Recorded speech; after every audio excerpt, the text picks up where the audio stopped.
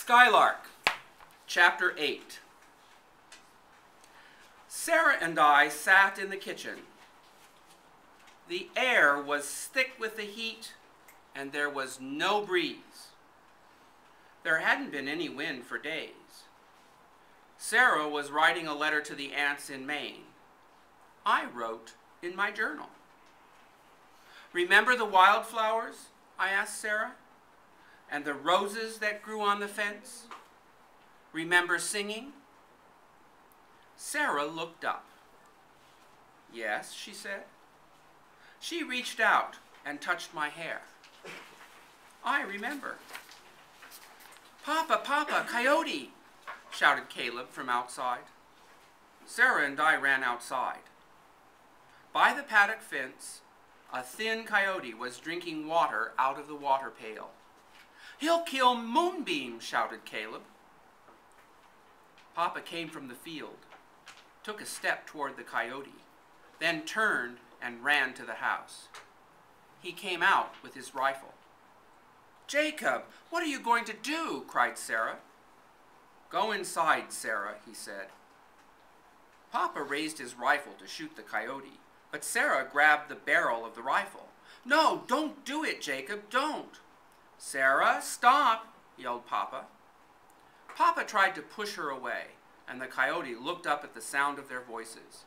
Slowly he ran away over the fields, stopping once to look back. Then he was gone. Sarah began to cry. "He only wanted water, Jacob." Caleb climbed over the paddock fence and stood next to me. Papa took Sarah's arm and turned to Caleb. "Put the animals in the barn, Caleb," he said. Caleb turned and walked to the barn. Tears streamed down Sarah's face. "Water," she said. "He only wanted water, just like us." She slumped to the ground and put her hands over her face as she cried. "Get Sarah something to drink, Anna," said Papa. He took off his hat and sat down on the ground next to her. "Anna," he said sharply, "now." I turned and went to the water barrel and scooped out a cup of water. Papa put his arms around Sarah. His voice was soft. "Sarah, Sarah," he said softly, "it will be all right, it will be all right." But Sarah cried and cried, and when Papa turned and looked at me, I knew that nothing was all right. The look in his eyes was fear. And that night, when I came in from the barn to go to bed, there was something else missing from the fence, missing like Sarah's roses. Caleb's glass was gone. "They're coming," said Caleb, looking out the upstairs window. He wore a clean shirt, and his hair was brushed smooth. I wore the dress I had worn when Papa and Sarah were married. Outside, wagons came into the yard. "Will this make Sarah happy?" Caleb asked me, worried. I watched more wagons drive in. I saw Maggie dressed in a rose dress and a straw hat. "Yes," I said, "this will make Sarah happy." "Anna, Caleb, what is this?" said Sarah in the bedroom doorway. We whirled around, silent. Sarah walked to the window to look out too, but I took her hand and pulled her out into the hallway. Papa looked up the stairs at her. He wore a vest and his hair was slicked back. He smiled at her. "Happy birthday, Sarah," he said.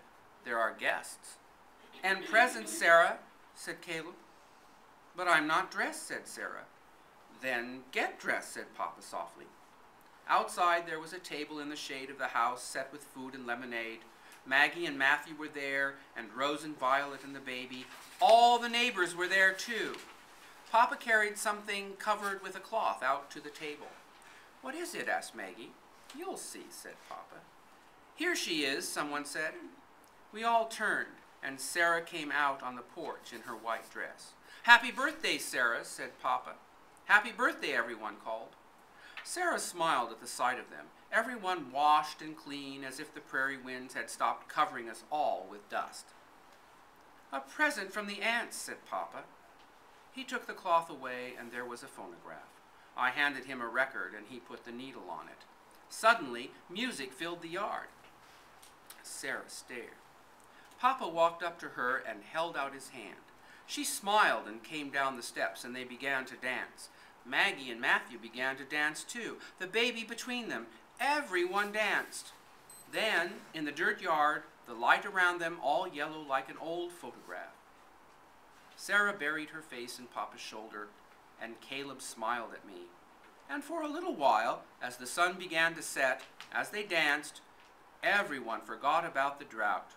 For a while, everyone was happy again. Even Sarah. Even Papa.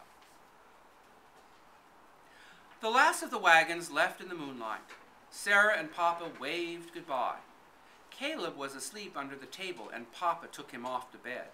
Then Papa helped Sarah carry the phonograph inside.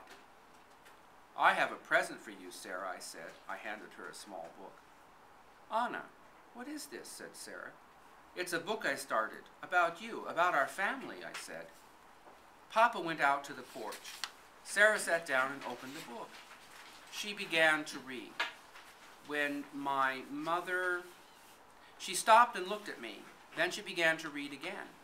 Papa stood outside the screen door listening. When my mother, Sarah, came, she came by train. I didn't know I'd love her, but Caleb did. Papa didn't know either, but he does love her. I have seen them kiss. Sarah smiled at me. And I have seen the way he looks at her and the way he touches her hair. My mother, Sarah, doesn't love the prairie. She tries, but she can't help remembering what she knew first.